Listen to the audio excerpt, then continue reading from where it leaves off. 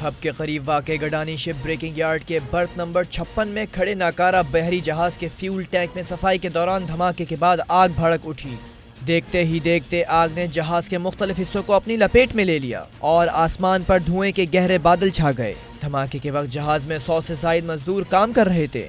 मजदूरों के मुताबिक जहाज में अब भी कई मजदूर मौजूद हैं जिन्हें रेस्क्यू करने का काम जारी है।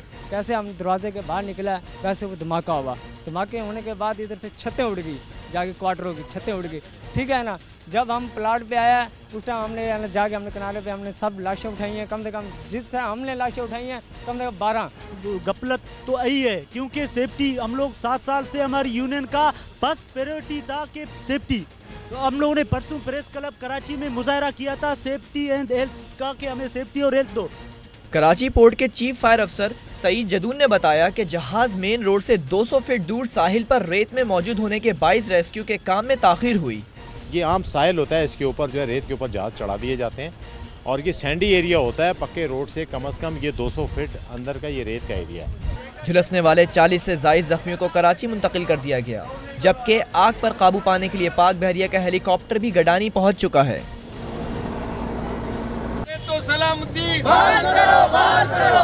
मजदूरों ने बहरी जहाज में आग लगने के वाक़े के खिलाफ एहतजाज किया। मजदूर यूनियन ने वाक़े पर 3 रोज़ा सोग और काम छोड़ हड़ताल का भी ऐलान कर दिया।